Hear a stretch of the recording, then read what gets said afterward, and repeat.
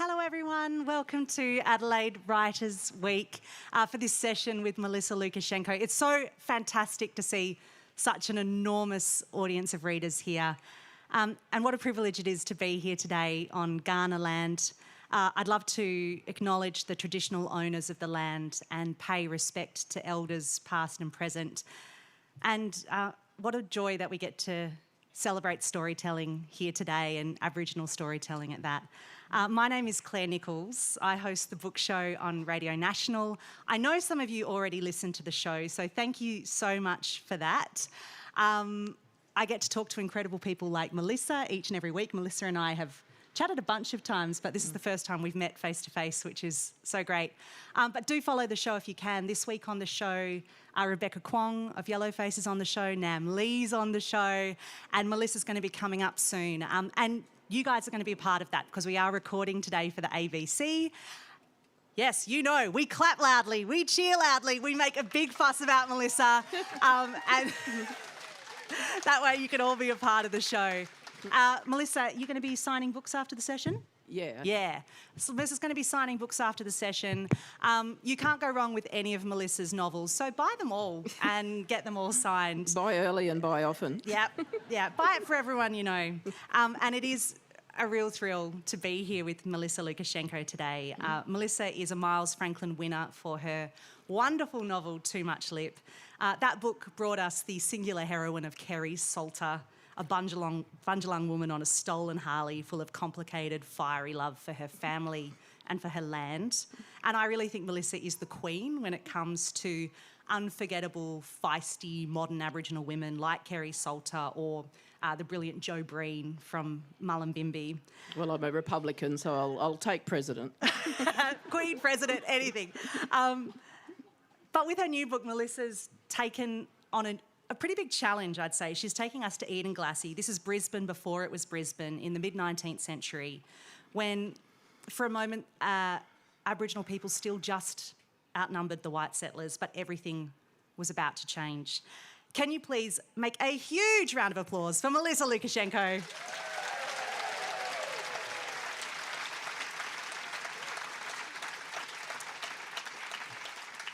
So, Melissa, this book puts Meganjin or Brisbane onto the page, set in the mid-19th century. I'd love to talk about Brisbane in fiction for a second. Do you remember the first time you encountered Brisbane on the page? Yeah, I do, actually, Claire. It's great to be here on Kaurna country, and I pay my respects to Kaurna custodians, traditional owners and mob, and to any elders in the audience. I was raised with books in the house. Some of them were in Cyrillic and completely baffling to me, since no one sort of bothered to explain what Cyrillic was, let alone teach me to read it. But yeah, my mum had grown up extremely poor without access to books or much food or new clothing. And so she was determined that her kids would have the things she missed out on. And one of the ways she did that was take us to the Mount Gravatt Library religiously. And so there was always, me and my younger brother were always going to the library, always devouring books when we weren't outside playing in the bush. And, you know, like a lot of people of my generation and older, it was a very Anglo-centric upbringing. You know, the material that we absorbed and a lot of the ideas that we absorbed were from England still, including, you know, your Enid Blytons and your horse books and the Arthur Mee's Children's Encyclopedia.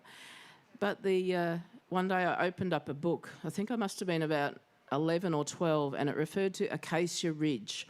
And if you know Brisbane, you'll know that that's a suburb on the border of Brisbane and Logan.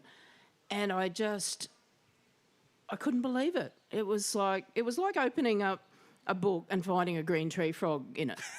That's the only thing I can describe it as, like wonderful but completely amazing. It's like, oh my God, that world can be in this world. And it had literally never occurred to me before because I didn't know any writers. Later I read the works of Kath Walker, who drew Noonuccal, but I wasn't familiar with them at the time. And yeah, so that has never left me, and I can tell it was in Springwood, and I know exactly where I was in the car when it happened. I mean, that's a big thing too to realise. People from here can write? Like, you could imagine then a future for yourself where you might be able to put places on a page? Yeah, I don't even think I made that connection at the time. I have no idea who the author was or where they were from, presumably Queensland now. But it was like the smashing together of two universes. What does it mean now to be the person who puts Mullumbimby or Brisbane onto the pages of a book for somebody else to pick up and have that moment with? Oh, that's a big question. What does it mean? It means a responsibility. It means a certain measure of power, and it means that I have to be really careful to not bugger things up. I was talking to Auntie Pat O'Connor, who's the senior Aboriginal custodian of Yugambeh country, who gave me permission to write what I wrote about in Edenglassie.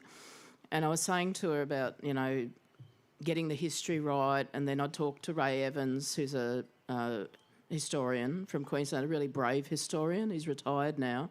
But in the Joh Bjelke-Petersen era, he was writing about genocide and massacres in a time when there was a radical conversation going on, but it was definitely a fairly dangerous thing to be doing in the Joh Bjelke-Petersen era. And I had been talking to Ray, and he said to me, Melissa, it's all fiction.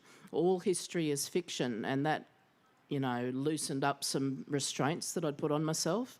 And then I had a conversation with Auntie Pat, and she said, yes, but they'll take it as gospel.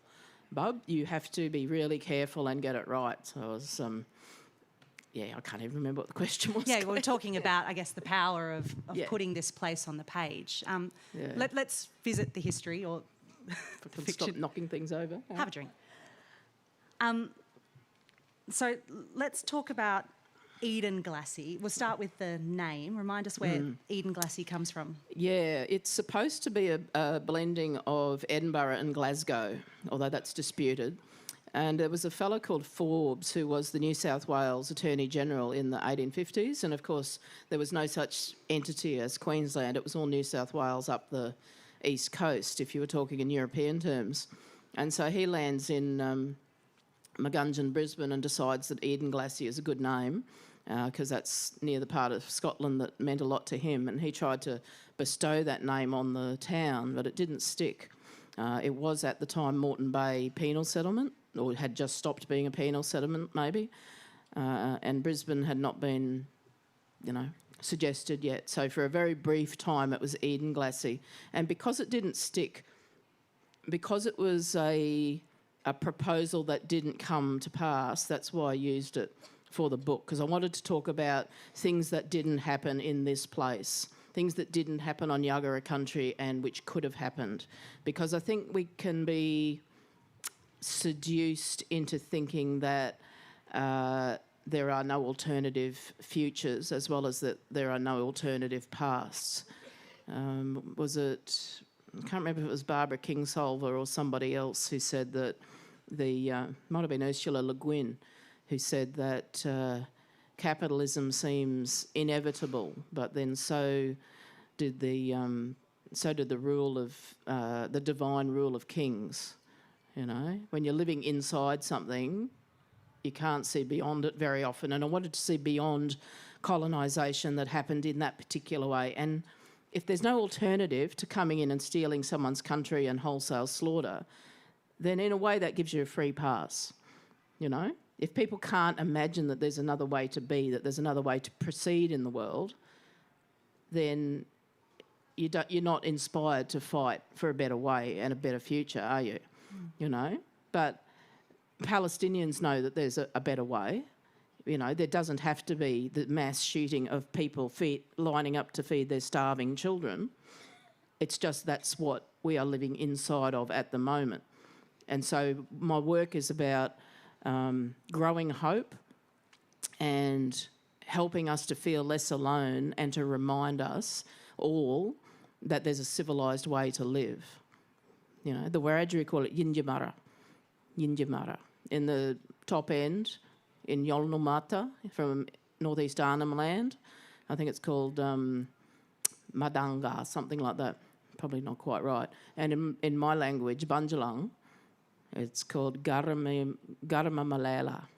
And garama is stream or story, and story is law, and lala makes it a verb. So it's the way of story, the way of law, and that means civilization. All of those words I just said all mean civilization. And so my work is about hope and humour and garami malela.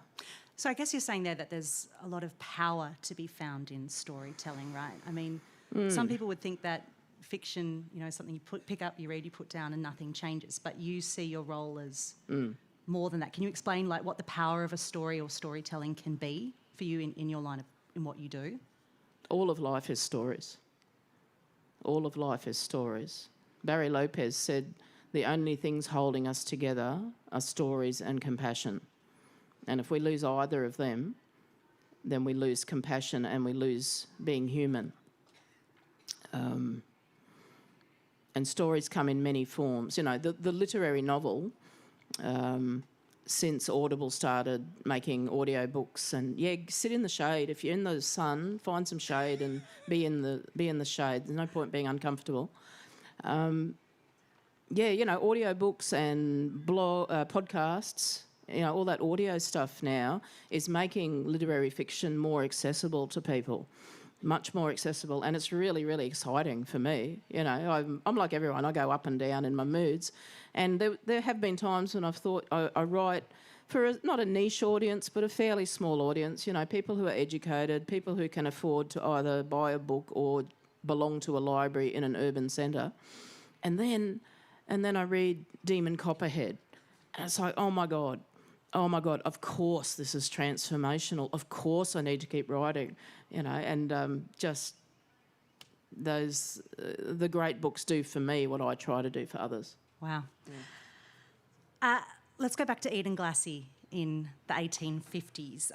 Can you tell us what this place looked like? Because it can be hard to imagine now. Yes. I did a lot of research for the book, and I had the great luck to have lived in the Kingdom of Tonga in 1997 for 12 months, and to have spent a fair bit of time in the bush in Australia as well, and in small country towns. Because at the time, Brisbane was a settlement, or Edenglassie, or Moreton Bay, was a settlement of 800 to 1,000 white people, and roughly the same number of blackfellas either living there or passing through. So, a town of 2,000 people on the banks of a river that was not as muddy as it is today, and no paved roads. The first paved roads came in a decade or two or three after the time the book sent, and they were made not of stone or of bitumen, but of blocks of wood. Imagine that, blocks of wood. It was a dusty place. It was a muddy place. It was full of the sound of bullocks lowing, because bullock wagon was the transport of the day, dogs barking, the clank of convict chains was no longer heard. That's one of the sentences in the book, because the convict era has just ended where I set the book. I set it in this time of great transformation. The convict era of 25 odd years had come and gone. The place had been colonised with the British and their guns and their soldiers, who are called diamonds in the book. That was the slang. But there was still a really large population of First Nations there, both the traditional owners, the Yagara people, who lived on the banks of the river. They'd been pushed from the CBD area of Brisbane across to where South Bank is today. And the Brisbane GPO actually sits on a women's birthing site where the Yagara women were always birthed traditionally, or that clan anyway. Those Aboriginal clans across the Brisbane area, how much were they interacting with each other? Well, this is what I wanted to show. Henry Reynolds, in his book With the White People, talked about how there was a hell of a lot of trade and commerce and labour exchange with Aboriginal people and the colonists. So I wanted to show that, and that's why one of my characters is Nita, who works for the pioneering Petrie family. And Nita is an Aboriginal girl, but she's Christianised. So she has one experience of being a blackfella then, and her love interest, her lover, who becomes her husband, Mullinyan, he's a tribal man who's not a Christian. He's been through his tribal ceremonies, and their love story is the engine of the historic part of the novel. I hope you'll forgive me for talking for just a minute here, but Sure. I read Edenglassie about a week before I went to Brisbane for the first time in my life. Oh, wow. And I had a really kind of wonderful experience walking on the South Bank because I recognised it from your book, and I recognised where Granny Edie falls down on the South Bank, but I also could see Mulligan going on his canoe across the river, and I could almost see these two versions of the place at once. That's great. I mean, can you see that when you walk through Brisbane? Can you see? All Aboriginal people live in dual time.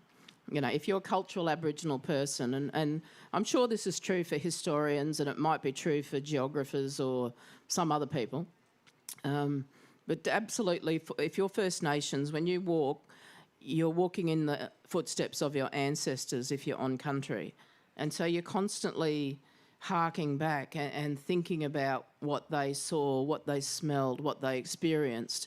And if you've got the knowledge, you'll be thinking about the song lines as well and the lore stories embedded in that country.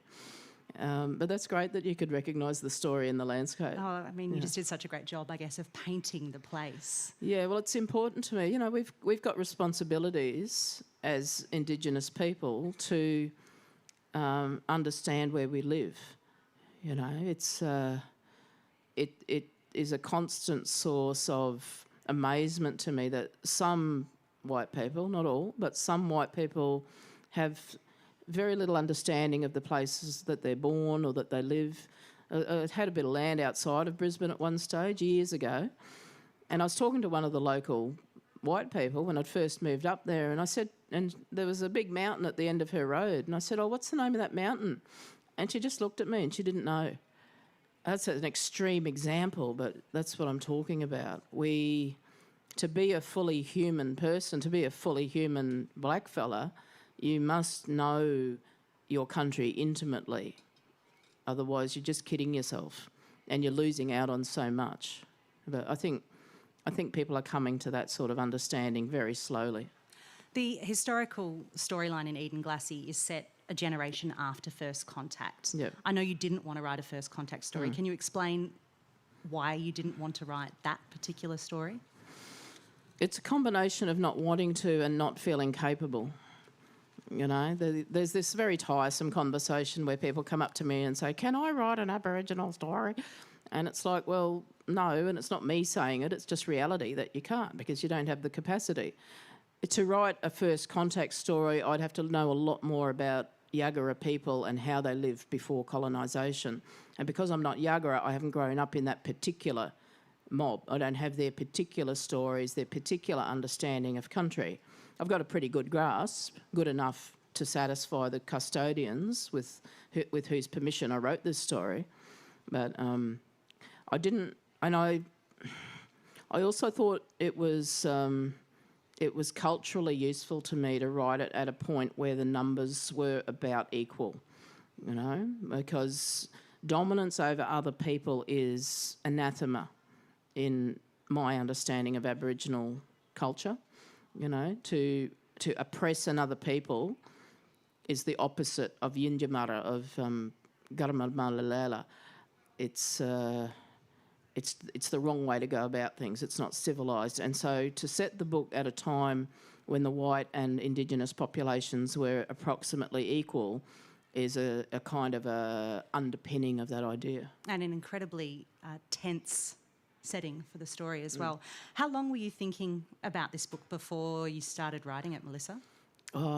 Probably since the early 90s. Wow. Yeah. It's I read the Reminiscences of Tom Petrie, which was written by his daughter, Constance Petrie. And Tom is a character in the book, and he was a white man of Scottish parents who came to Brisbane as a young child. And there weren't a lot of other white kids around. He had his siblings and a few other white kids, but he ran off and grew up with the blackfellas pretty much. He was always in the blacks' village. He spoke fluent Yagara. He was initiated when the time came for him to be initiated. And at 12 years old, he would take the colonists out far from Brisbane because they knew that he could, it was of a diplomatic status that he could safely carry them through Aboriginal country, if they weren't doing anything wrong anyway. So, Tom, sorry, what was the question? The question was how long you were thinking about it. So you read this book in the read 90s? The Reminiscences of Tom Petrie, and there was just so much in that book that's wasn't known then and still isn't known now. You know, things like the hanging of Dundalli, the resistance leader, in the middle of town in the main street of Brisbane, and the way it was botched by the hangman of the day. You know, that's a central scene in the book.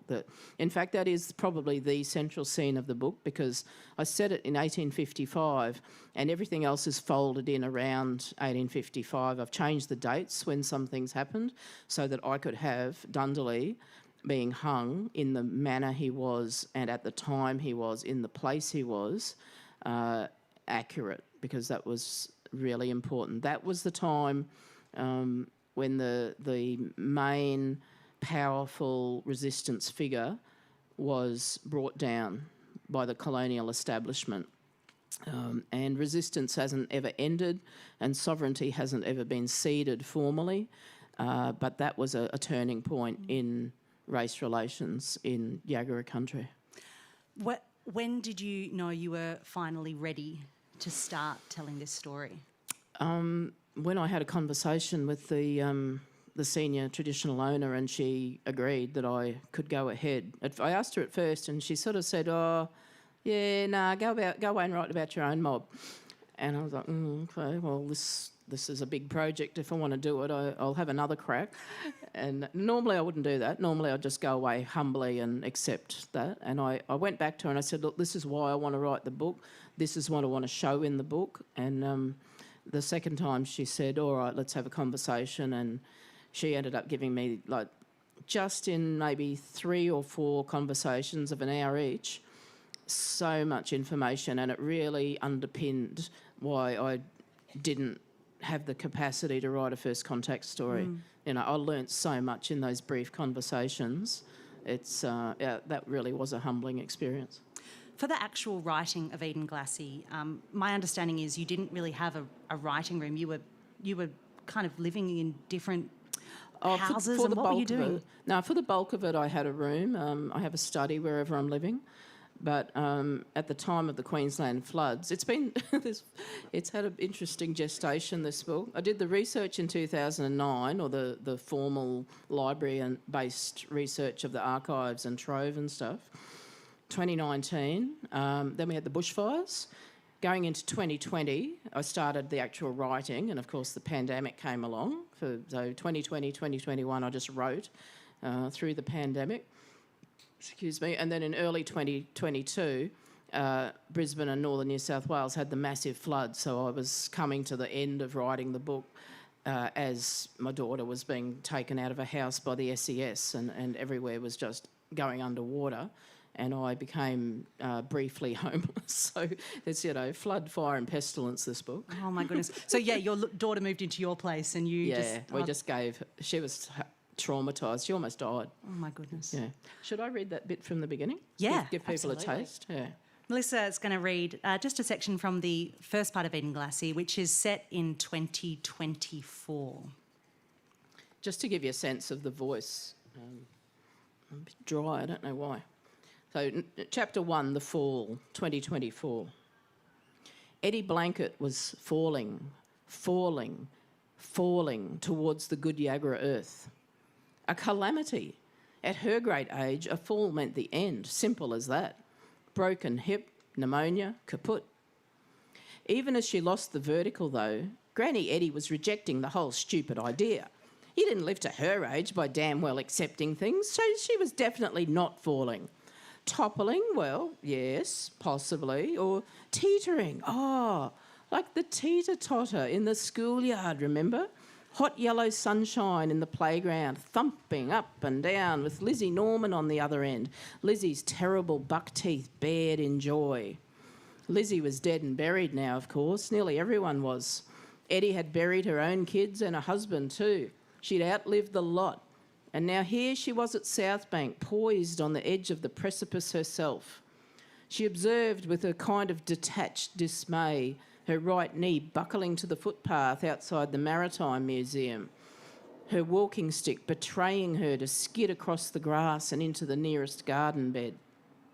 There was a solid 3 inches of cement between Granny Eddie's person and the good Yagara dirt of the ancestors, but that was of no concern to gravity, or indeed to Granny Eddie, for she was knocked cold by the fall.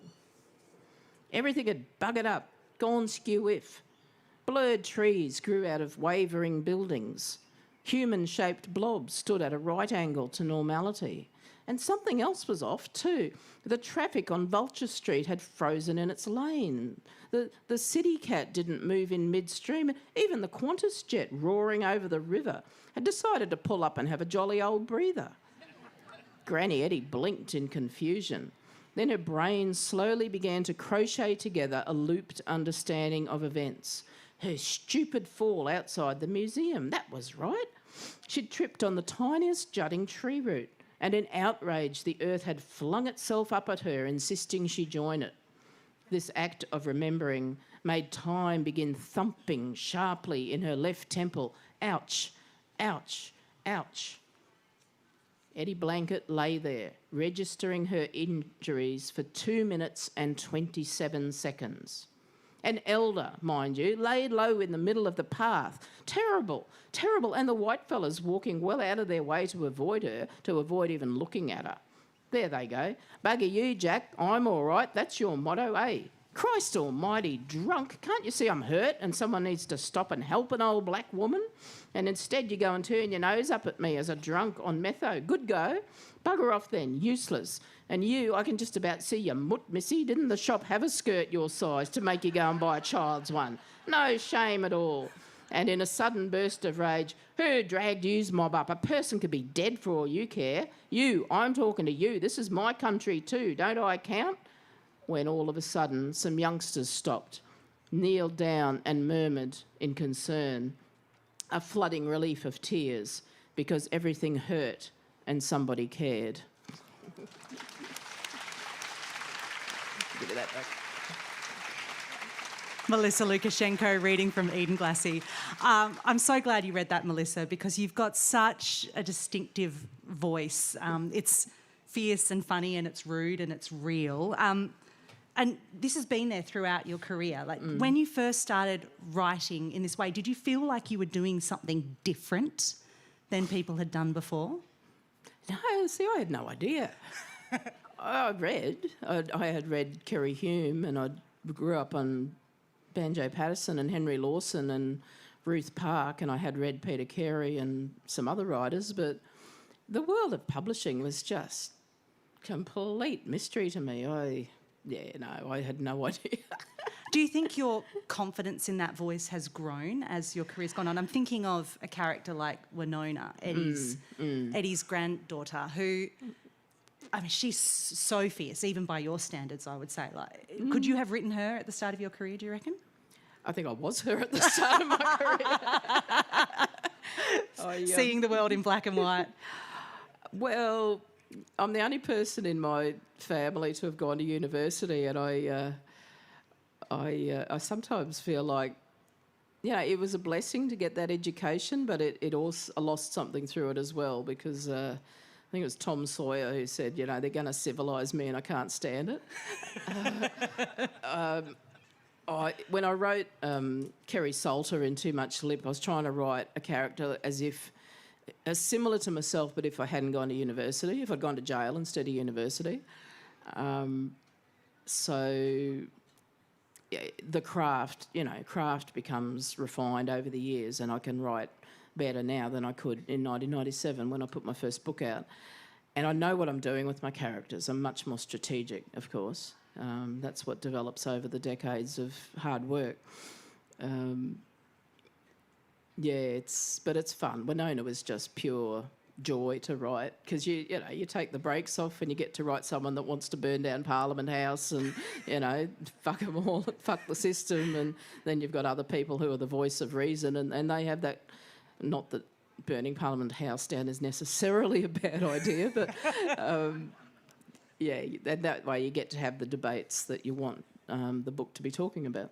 At Adelaide Writers' Week, I'm speaking to the Miles Franklin winning author Melissa Lucashenko. Her latest novel is Edenglassie, and it takes the reader to Brisbane in the 1850s and also today. I want to go back to the 1850s, Melissa, and meet Mullingan. Who is Mullingan? Oh, well, he's tall, dark and handsome, of course, being Bundjalung. He's a youth who's on the cusp of manhood. And I've only just realised saying that probably subconsciously I made him that age because I wanted a character who was about to burst into his full power as a black man. He starts as a black youth who's looking forward to his initiation, and he's just being tested in subtle ways, and before his parents decide it's time for him to go for his manhood ceremony. And so that gives the book a certain propulsion that as his society is coming under greater and greater attack, as things are crumbling and the war is looking different, that he himself is becoming stronger, physically stronger, morally stronger, intellectually stronger.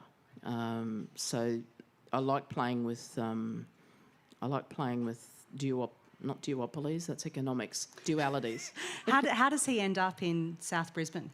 Yeah, well, in reality, a fella from the Gold Coast, which is where he's from, Yugambeh country, would have been taken to northern New South Wales, to Coracai, a little tiny town called Coracai that just almost got destroyed in the floods, for his ceremony. But in the book I just said Coracai is not happening for a while. It's important that he goes for his initiation because the white girls are starting to look at him, and that's very, very dangerous. His mother's horrified when she realises that white girls are taking an interest in her son, because that could, be his undoing and everyone's undoing in that era, or indeed in this era. And so he gets taken up to Brisbane by his father, up to Magunjan, to be put through the law of the neighbours, the Yuggera people. And the father has to race back home, and Mullingan gets put into the care of the Yuggera people, and so he develops a dual allegiance both to Bundjalung. This moment reading back through Mullumbimby and coming across the word Mullingan. Yeah. Yeah, what does it mean? Mullingan is one word for the white-faced heron, which is my personal totem. Oh, how lovely. So we've got Mullingan in South Brisbane. He ends up doing some work for the Petrie family, who we've spoken about already. The Petrie family is generally pretty respectful of Aboriginal people, comparatively. But most people aren't. How dangerous is it for Mullingan to be a black man in this world? Well, it's a time of shifting allegiances. It's a time when colonisation has occurred.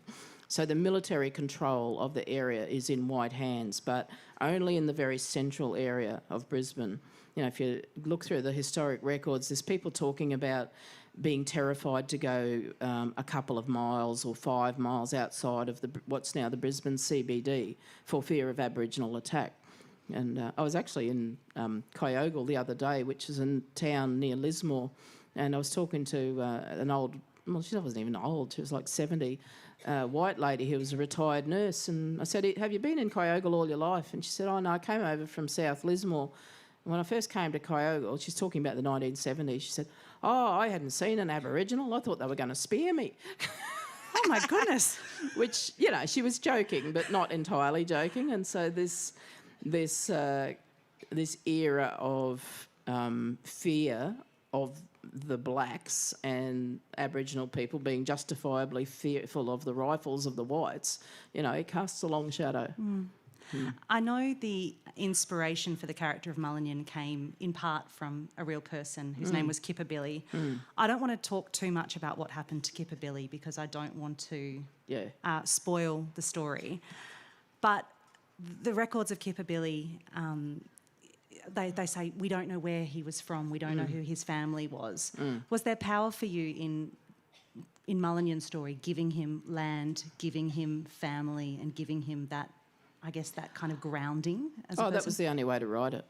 There's every Aboriginal person at that historic moment would have known where they were from. It might have been very rare exceptions, but colonisation operates by taking land and by breaking the familial bonds, and those familial bonds are still being broken today. Aboriginal children are still being taken from Aboriginal families where there are members of those families who will happily take those kids and raise them safely. It happens all the time, It'll happen tomorrow. It would have happened yesterday all over Australia. I've got family members being raised by white people because the family wasn't able to hang on to those kids. And it's a very, very great evil to have your children taken from your culture as well as from your family. And the end of that sentence has been stolen by menopause. Great appreciation for that. Yeah, I guess this is what's so important in the storytelling, right, Melissa? Because when people are removed from their families, from their land, those connections are lost, those ancestral connections are lost, that culture is lost. It's important. It's damaged. Yeah. It's not always lost. And it can be regained and replaced. It's not you're Aboriginal on your country or you're just some pathetic remnant of it. There's a whole spectrum of ways of being and ways of knowing country and knowing who you are on country. But yeah, the colonial project is about land and money, and so to take Mullinyan off his country, that happens organically almost. It doesn't actually happen through white interference. His father goes back to where his mother's sick, and so he's just left with the Yagara mob. That's all done between Aboriginal people in an Aboriginal way, and that's fine. Nita has a different story. Nita had to be rescued, and the things she had to be rescued from form part of the narrative of the book, which you'll get when you buy a copy for yourself and a couple of copies for all your family. I'd love to talk a bit about Nita, because you've mentioned a bit about her. She's the love interest. She's been Christianised. Yep. She's working for the Petries. Who was the inspiration for this character? Well, she's called Nita because I went to Anita Heiss's 50th birthday party, and as usual I was running late and didn't have a birthday present, so I had to stand up and say, I don't have a present for you, Nita, but I'll name a character after you in my next book. But Nita was also partly drawn on the life of my great-grandmother, who grew up off-country, to the best of our knowledge, and who was effectively a slave for a white family from the age of 8. We believe she was with Aboriginal people until the age of 8. Whether they were her family or whether she was a survivor of a massacre, we don't know. We have very scant knowledge of her. But she was a servant from 8 years old, or an unpaid servant from 8 years old, doing the laundry for a white family in Gympie in Queensland.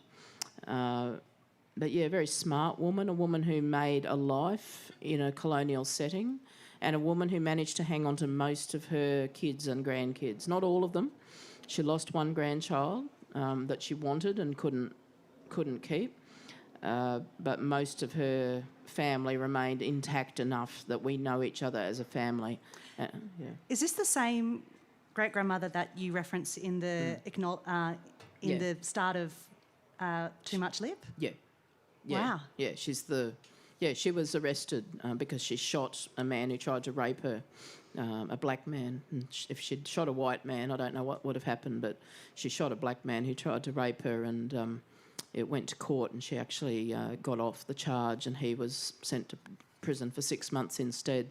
So, and again, she knew how to work the system and survive and stay alive through the Depression when the family almost starved. And yeah, here we are today. What an incredible woman. She was. I think one of the challenges in this novel is that for the historic part of the story, you can't fall back on that voice that we know and love you for, that very contemporary voice that you have for your modern characters. Where did you have to go to find the voice of Nita and Mullinyan? Yeah,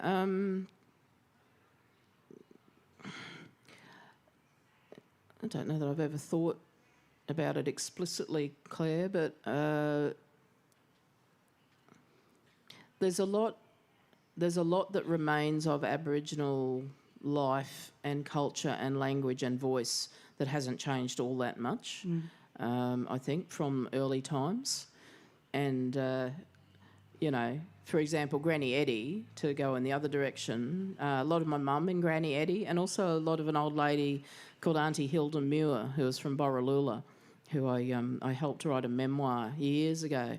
And she'd grown up as a yellowfella, a mixed-race child in Borroloola, and was taken away in 1928 on a train to Darwin and put into the Darwin half-castes home, and couldn't speak English when she got there, had no idea whatsoever of white culture. And she, speaking of amazing lives, she had an incredible life, but I think her voice and the voice of some Bundjalung elder women all went into Granny Eddie. So I think all the characters have conglomerate voices. But what I did with Mulligan and Nita, I looked at Trove, I looked at historic literature, a lot of historic novels. There's a lot more novels of early Queensland than I realised, and early East Coast Australia.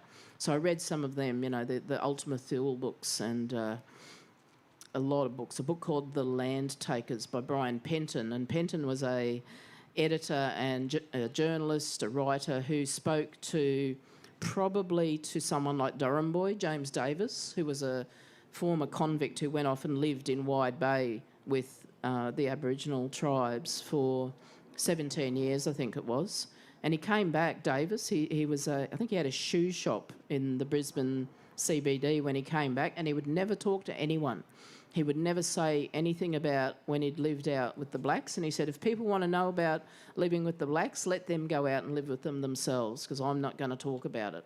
And he had obviously been initiated, he'd completely assimilated into Aboriginal culture before he came back, and probably left children behind and grandchildren behind too. There's a Davis line in those areas today. And, yeah. Mulligan and Nita have this big, epic, romantic love story. They had to. Last time I spoke to you, I think I said, are you a romantic? And you laughed at me, which was fair, and you told me it was a silly question.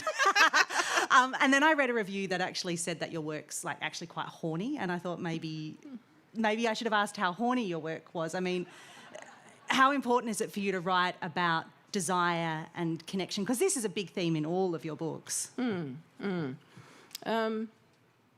I've got to sell books, Claire. I was getting ready to go, how dare you? No.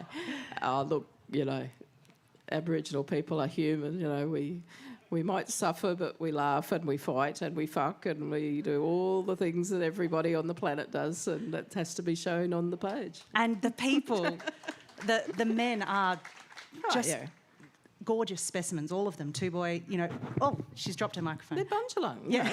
What can I say? I don't make the rules.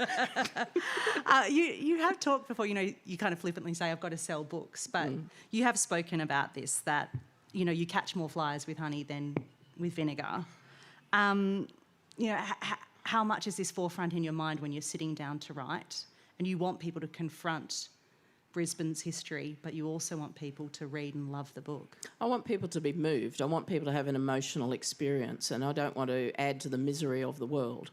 So I need to make beautiful characters who have power and humour and love and land, and I want to put them in conflict with either events or other people.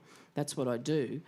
If I was trying to be entirely political, I would probably do something like bush poetry, or I don't know, become a singer-songwriter or something. I know 3 chords. I could probably learn 3 more, and write songs and do that kind of thing. But I am someone who loves literature, who loves narrative, and I get such pleasure, and it's the life force pours into me when I read great writing, and that's what I want to help other people experience. But I'll just go back to language because I forgot, being menopausal. When I was creating the voices for Mulligan and Nita, particularly for Mulligan and his offsider Murray, who's his best mate and his law brother, what I had to do was write them in almost standard English of the day. Because I knew if I wrote them in a Creole tongue, a kind of a pidgin English mixture of Yugambeh English or any kind of modified English, that they would be read as less intelligent. That's just an unfortunate fact. I've even had an editor in the past when I have had a Aboriginal character say with, like WIF instead of with, say that made him sound stupid, and that's just like an Aboriginal accent. So I knew that they had to speak in relatively standard English in order for the character to work and in order for the book to be readable enough, because it's really important to me that people don't have to struggle too much to read my books. I think it's a conceit and a arrogance to write books that aren't accessible to most of the population. Yeah. And we love you for it, Melissa. You said you'd been percolating on this story for over a decade. Was the contemporary storyline, the 2024 storyline, always going to be there in this book? So when did that arrive? I started actual research 2019, so probably about 5 or 6 years ago, when I started actually turning my attention to this book, and I thought, ironically, the trope of the dying Aboriginal race seems to be almost unkillable. I write a book like Too Much Lip, Mullumbimby, and some idiot reviewer talks about Jo finding her culture. The stupid idea that all Aboriginal people are damaged beings with no culture, or else just literally dead. So I knew that if I only wrote the historic story and, it contains damage to individuals and the culture generally, that would be picked up and seized upon, whether consciously or not, by a lot of readers and a lot of critics and a lot of people with malign intent too, probably. So I had to have these living, vibrant, extremely funny, I'm told, characters in the present day, in Brisbane, in the place where Mulligan and Nita come face to face with colonial violence, in order to say we're still here, we're not going anywhere, we have to live together because we are not leaving. And the colony that we live among all of us, by which I mean the structures of white supremacy and British imperialism, as was, that is what has to change, because we're not going. You read that great opening scene of Granny Eddie. Let's talk about Granny Eddie for a few minutes, because she's the best. Who is she and how much is she like your mum?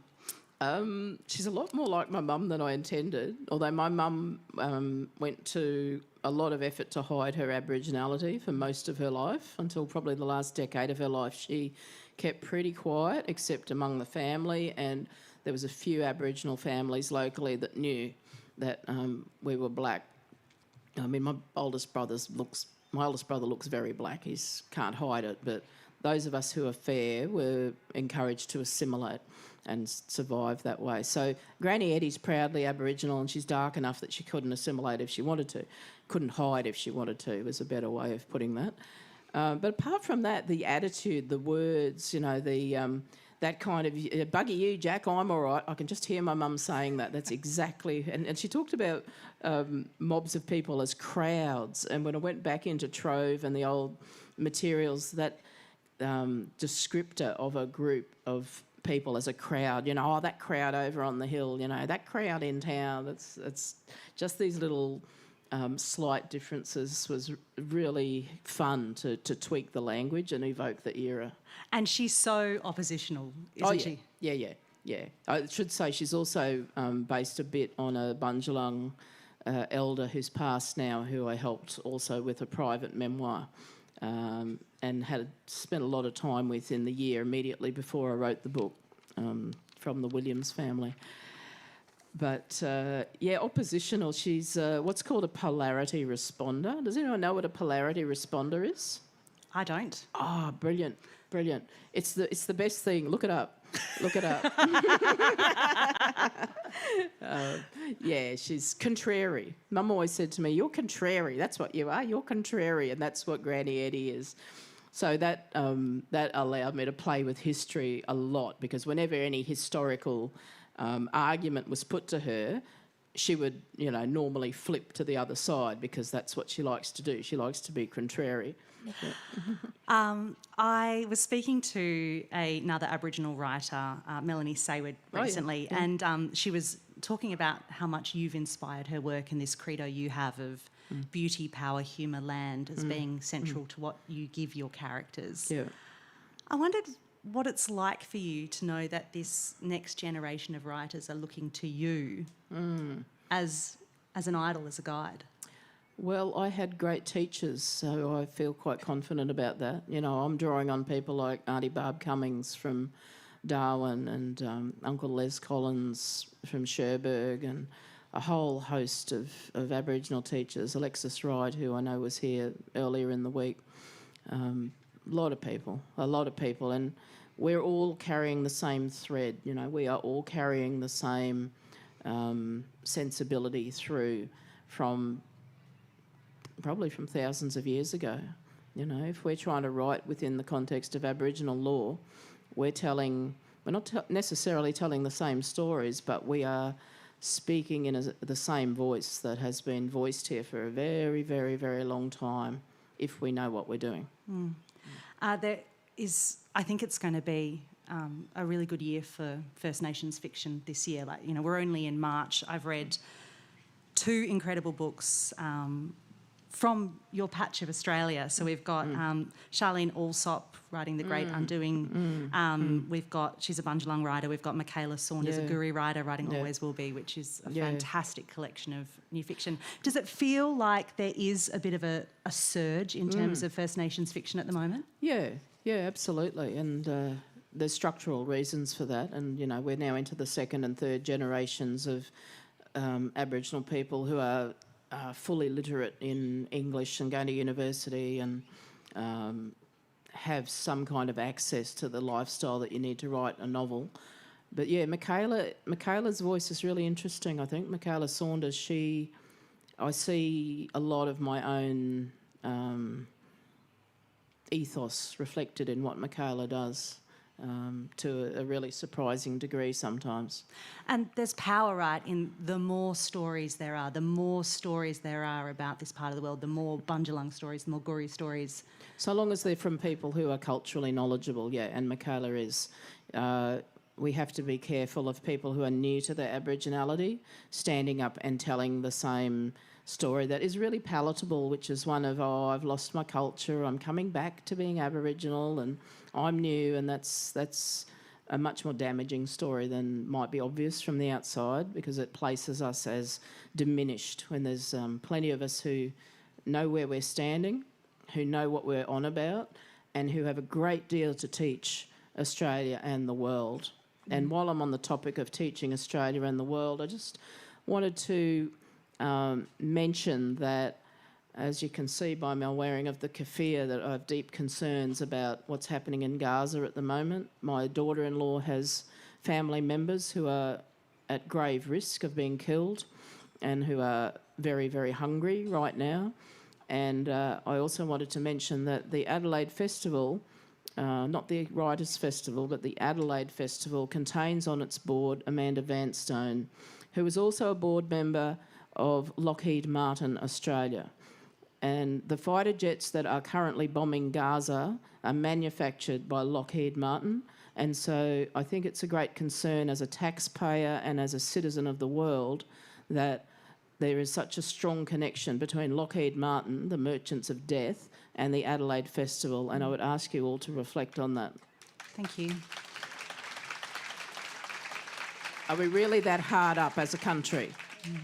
I want to make a bit of an awkward pivot here, because I do want to celebrate something before we leave the stage. Melissa, yesterday here at Adelaide Writers' Week, the Stella Prize long list was announced, and Melissa Lucashenko is one of our long-listed writers for Edenglassie. And third time lucky. You had the biggest grin on your face when that got announced. How important is it for you to get this sort of recognition? It's important and it's gratifying, and the money is really important if things come to money. But the best feedback is from, Aboriginal women and girls and elders, people that tell me that my work has given them a voice that they'd never experienced having before in quite this way. This has been such a joy and an honour. Melissa Lucashenko's books include Mullumbimby, Too Much Lip, and her latest Edenglassie. Make sure you read them all. Too Much Lip is actually the book if someone says to me, I'm stuck and I don't know what to read, I give them Too Much Lip and they come back and say, I loved it, thank you so much. My name is Claire Nichols. This conversation will play on the book show soon, so make sure you're following the show on the podcast or ABC Listen app. And for now, can you please thank the wonderful Melissa Lucashenko? Free Palestine. Free Palestine.